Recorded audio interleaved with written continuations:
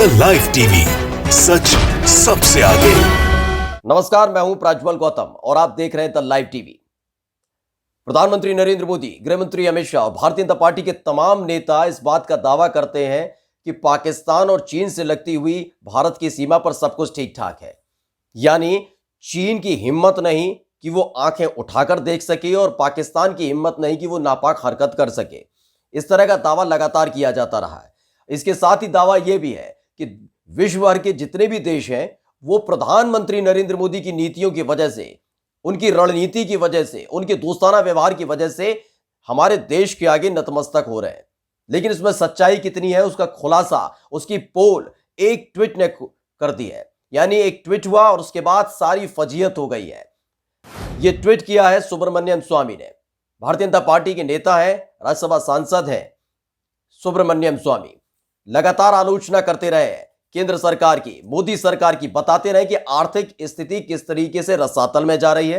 अर्थव्यवस्था पूरी तरह से पटरी से उतर चुकी है और देश का बेड़ा गर्क कर दिया आपने। वो बात अलग है कि प्रधानमंत्री नरेंद्र मोदी और गृहमंत्री अमित शाह सुनने को तैयार नहीं, यानी मोदी सरकार किसी की सुनने को तैयार नहीं है। तानाशाही लगातार जारी है। खुद पार्टी में रहकर लगातार आलोचना करते रहे, बताते रहे कि समझ जाइए, लेकिन समझने को तैयार नहीं। फिलहाल वो भी हम आपको बताएंगे ये इसका खामियाजा क्या भुगतना पड़ा सुब्रमण्यम स्वामी को। लेकिन उससे पहले आपको वो ट्वीट दिखाते हैं। ये वो ट्वीट है जिसमें उन्होंने साफ तौर पर चेताया भी है। उसमें साफ तौर पर लिखा है कि किस तरीके से चाइना और पाकिस्तान से लगती हुई सीमाएं जो है वो पूरी तरह से सेफ नहीं है। लिखा गया है कि लद्दाख और अरुणाचल जो है वहां हम धीरे धीरे अपना अधिकार, अपना क्षेत्र खोते जा रहे हैं। इसके साथ ही साथ कई देशों के साथ हमारे रिश्ते खत्म होते जा रहे हैं, जिसमें चाइना भी शामिल है। जबकि वैश्विक स्तर पर जब आप कोई सामरिक रणनीति बनाते हैं तो इसके लिए बेहद महत्वपूर्ण होता है। वो बात अलग है कि कई ऐसे देश होते हैं जिनके साथ आपके समझ से अच्छा नहीं बैठ पाता, जैसे पाकिस्तान के साथ अच्छा नहीं है, चाइना के साथ भी अच्छा नहीं है। लेकिन व्यापार तो खत्म नहीं कर सकते हम, व्यापार तो लगातार जारी रखना होगा और यही एक वजह है जिसके चलते आपको फ्रेंडशिप रखनी होगी। इसी का हवाला दिया है सुब्रमण्यम स्वामी ने कि धीरे धीरे अब हम कई देशों के साथ अपने संबंध बिगाड़ चुके हैं, जिसमें चाइना भी शामिल है। केवल चाइना का उन्होंने नाम लिया और यही नहीं, उन्होंने आगे लिखा है पाकिस्तान के बारे में, अफगानिस्तान के बारे में कि तैयार रहे, मोदी सरकार तैयार रहे कि आने वाले दिनों में पाकिस्तान और अफगानिस्तान जो तैयारी कर रहे हैं कश्मीर में छद्म युद्ध की, तो कभी भी टेरर वॉर इन कश्मीर सून, ये लिखा गया है।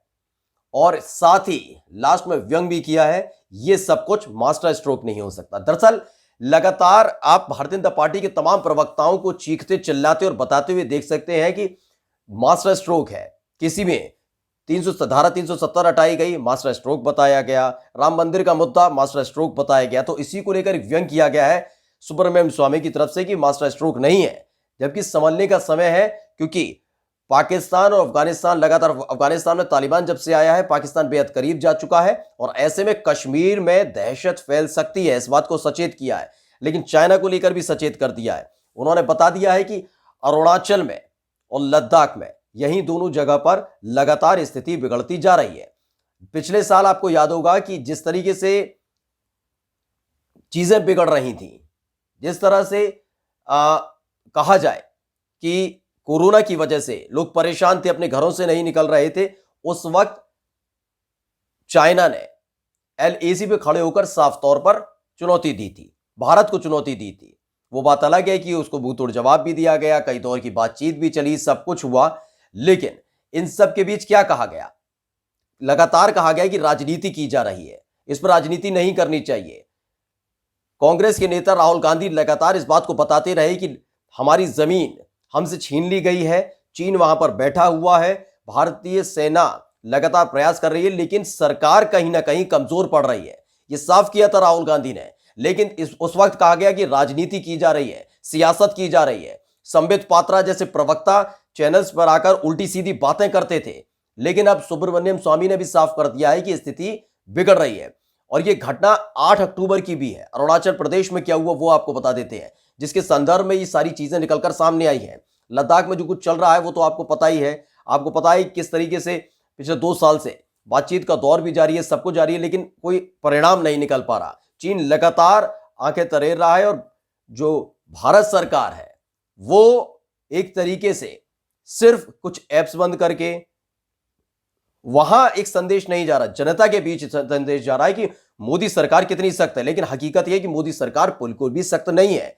आज भी चीन वहीं बैठा हुआ है, वहां चीन के तंबू गड़े हुए हैं, चीनी सेना के तंबू गड़े हुए हैं, और इसी बात का जिक्र सुब्रमण्यम स्वामी ने अपने ट्वीट में किया है। 8 अक्टूबर को अरुणाचल प्रदेश में भी यही हिमाकत करने की कोशिश की चीनी सैनिकों ने। वो बात अलग है कि हिंदुस्तान के जो सैनिक हैं उन्होंने खदेड़ दिया, लेकिन अरुणाचल प्रदेश पर भी लगातार उसकी दृष्टि बनी हुई है। उस चाइना लगातार इस बात को लेकर पूरा आक्रामक है कि हमला कर सकता है, और इसी का जिक्र है क्योंकि वहां पर सड़कें बना ली गई हैं, हेलीपैड बना लिए गए हैं। हमारी मोदी सरकार की तरफ से अब तक क्या कुछ किया गया है? आज भी अरुणाचल प्रदेश में कोई अस्थायी व्यवस्था हमारी जारी है। कोई भी ऐसी व्यवस्था नहीं कि अगर कोई व्यवस्था, कोई स्थिति युद्ध की आती है, कोई वॉर की स्थिति बनती है, तो हम चीन का सामना कर सके। अरुणाचल प्रदेश में यह स्थिति बनाई हुई है, और इस बात का जिक्र अलग अलग रिपोर्ट्स में होता रहा है। उसी का हवाला देकर यह ट्वीट भी किया गया है। यही नहीं, फ्रेंडशिप की अब बात कर लेते हैं। फ्रेंडशिप में भी बिल्कुल कई देशों के साथ हमारे संबंध घटते जा रहे हैं।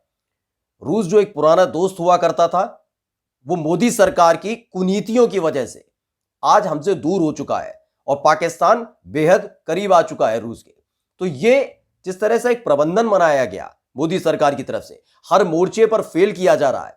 हम फेल हो रहे हैं, सामरिक अगर स्थिति में देखें तो हम फेल हो रहे हैं। वो बात अलग है कि तमाम तरह के राग अनुराग गाकर हम कहते हैं कि मोदी सरकार बेहतर है, लेकिन हकीकत यह है कि वैश्विक स्तर पर वाकई बहुत डाउन हो चुके हैं, और इसी का जिक्र है। ये मास्टर स्ट्रोक, उन्होंने कहा कि ये मास्टर स्ट्रोक नहीं हो सकता। वो बात अलग है कि अलग अलग ट्विटर्स जो यूजर्स हैं उनके आलोचनाओं का भी सामना करना पड़ा, लेकिन एक ने तो ये तक कह दिया कि अगर ऐसी स्थिति है साहब, तो इंदिरा गांधी की जरूरत है। इस देश को इंदिरा गांधी की जरूरत है। एक यूजर ने लिखा है कि इस देश को इंदिरा गांधी की जरूरत है।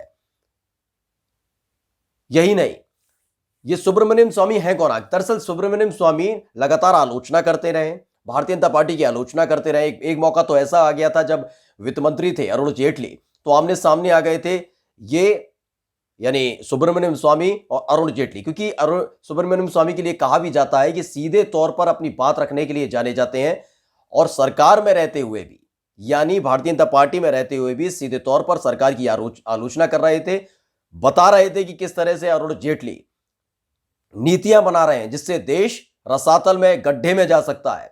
और इसी को लेकर कई बार उनका आमना सामना भी हुआ, आलोचनाएं भी हुई, कई तरह के आरोप भी अरुण जेटली पर लगे थे। इन्होंने ही लगाए थे, सुब्रमण्यम स्वामी ने। अब जो ताजा हालात है उसको लेकर आपको बता दें कि लगातार आलोचना हो रही थी, आर्थिक मोर्चे पर हो रही थी, तमाम और मुद्दे थे जिनको लेकर हो रही थी।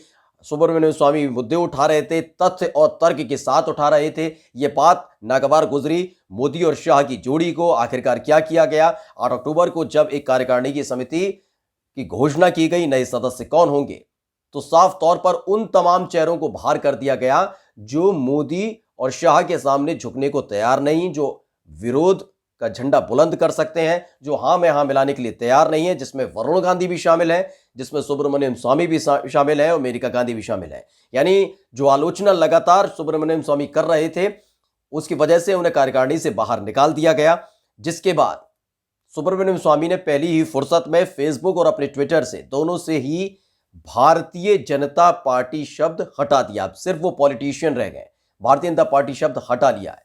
तो इस तरह से काम करती है मोदी और शाह की जोड़ी। जो विरोध करता है, जो आलोचना करता है, उसे बाहर का रास्ता दिखा दिया जाता है, और यही सुब्रमण्यम स्वामी जैसे व्यक्ति के साथ हुआ है, जिन्होंने सीधी और सपाट बात रखी, हमेशा बताया कि देश को किस राह पर ले जा रहे हैं, बर्बाद हो रहा है देश, लेकिन सुनने को कोई तैयार नहीं। इस बार एक बार फिर से चेता दिया है। वो बात अलग है कि तमाम अंधभक्त एक बार फिर से रिट्वीट कर रहे हैं, ट्वीट पर उनके जवाब दे रहे हैं, कमेंट कर रहे हैं, लेकिन हकीकत यही है।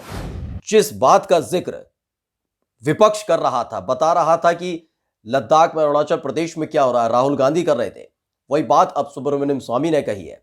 देखना यह होगा कि समझ में कितनी जल्दी आता है मोदी और शाह के कि वाकई चाइना जो तैयारी कर रहा है वो घातक हो सकती है, पाकिस्तान और अफगानिस्तान जो तैयारी कर रहे हैं वो कितनी घातक हो सकती है, या फिर एक बार फिर से कोई नए मुद्दे और नए चीज को तूल देने के बाद इस पूरे मामले को डाइवर्ट करने की कोशिश हमेशा की तरह मोदी और शाह की तरफ से की जाएगी।